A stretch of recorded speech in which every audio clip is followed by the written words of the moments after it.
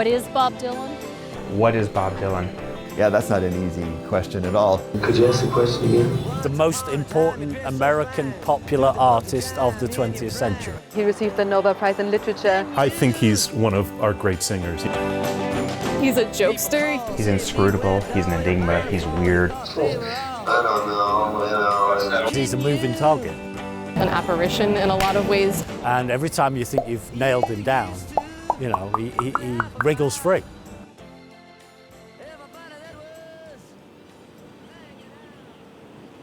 We are finally, at long last, opening the Bob Dylan Center right here in Tulsa, Oklahoma. When Bob Dylan started his career 6 decades ago, it was a time of JFK, troops going to Vietnam, civil rights marches. And his earliest songs like Blowing in the Wind, The Times They Are Changing, reflected the mood of his times. Bob's voice was redefining not just what music sounded like, but the message it carried and how it made people feel.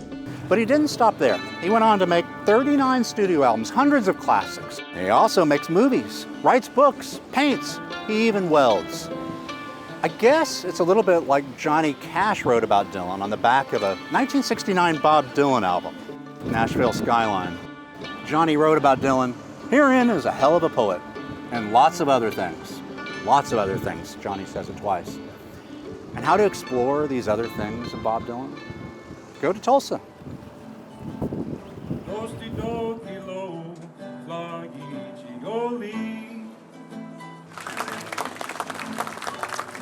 This is an archive of 100,000 items, give or take, all dedicated to the life and work of Bob Dylan, who I think it's safe to say has stood alone in American music and culture for the past 60 years.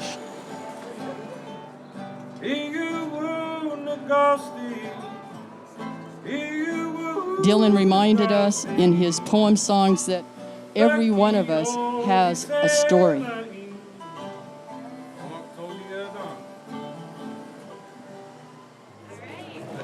Countdown? All right, 5, 4, 3, 2, 1. Let's open the Bob Dylan Center.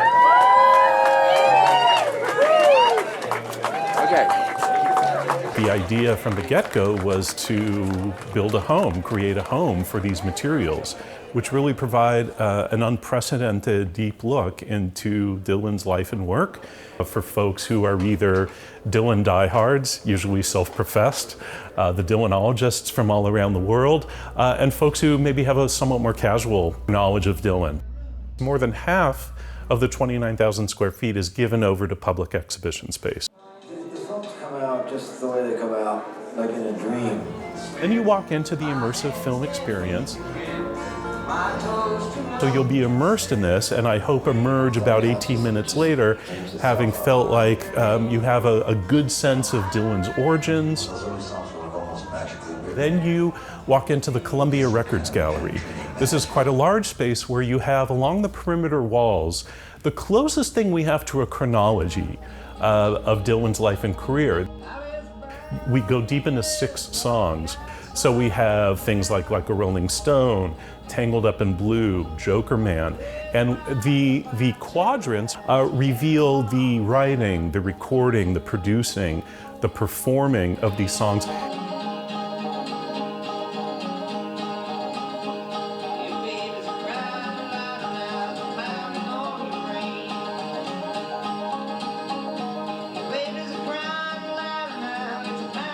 It's amazing. It's the sort of stuff that, you know, as a Dylan fan, you've maybe heard whispers of or rumors of.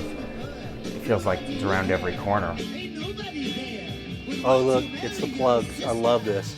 In 1984, Bob Dylan played on David Letterman, and he had this totally obscure punk band, the Plugs, play with him, one time only. They were as surprised as anyone to be on national TV with Dylan. Dylan always keeps you guessing. You never know what he's going to do next. I love it.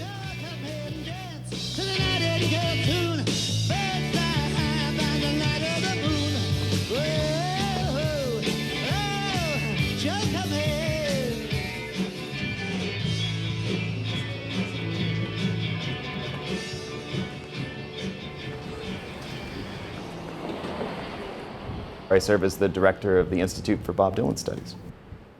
So I put together this course. It was just called Bob Dylan. I had 26 students sign up for the course on the first day. They learn all about the context of America after the Second World War. From New York, Bob Dylan.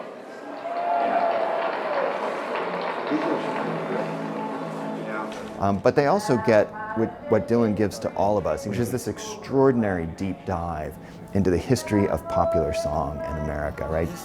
Postcards of the hanging. They're painting the passports brown. Dylan himself didn't know to save all of this stuff. He wasn't saving ticket stubs from his concerts, right? But these collectors were. They were the ones that were recording all of these shows. Yes, surreptitiously, against the rules that are pinned up everywhere. Whenever you go to a Dylan show, no recording devices will throw you out, without question. They managed to sneak their recording devices in. That has become an integral part of the archive. This archive would not be as interesting or as rich as it is if we hadn't had these collectors doing this extraordinary work. This person right here. I started acquiring things early on. I've been listening to Bob since approximately '62. And I saw him live in '64 for the first time. It all starts with the music. It would include cassettes, open reel tapes, DATs, of course, a lot of the flyers, the programs, all of the detritus, the tchotchkes of that world. Collecting can be a type of a disease, compulsive obsessiveness. I'm very proud of the fact that my program from the Newport 65 now lives in a glass case with Bob's leather jacket.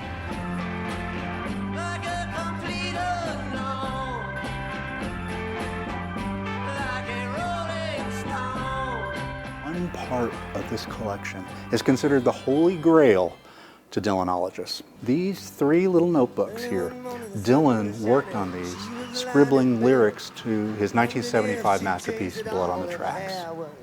One professor had been able to study one of these, but never all 3 of them.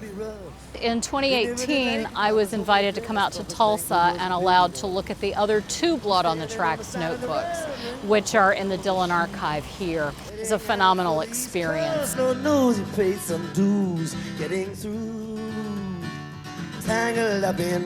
I spent a lot of time in Tulsa.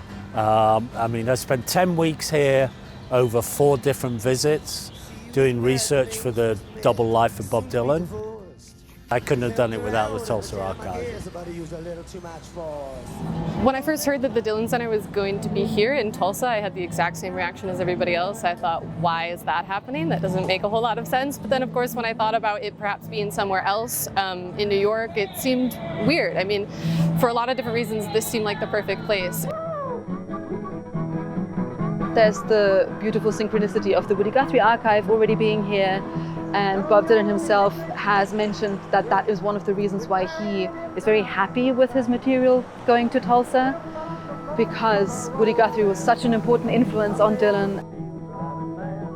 There's a rich cultural ecosystem here that I'm proud to say the Dylan Center and our sister organization, the Woody Guthrie Center, I think are part of.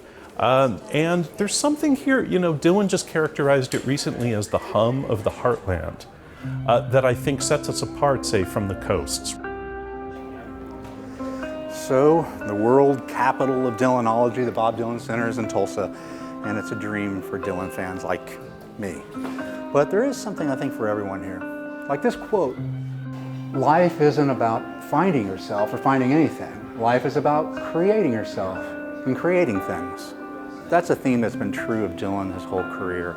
And he may have been speaking about his own philosophy here, but I do think he intends it as an offering to us too. And it's a philosophy that looks really good on a pencil. Thank you, Bob. Once upon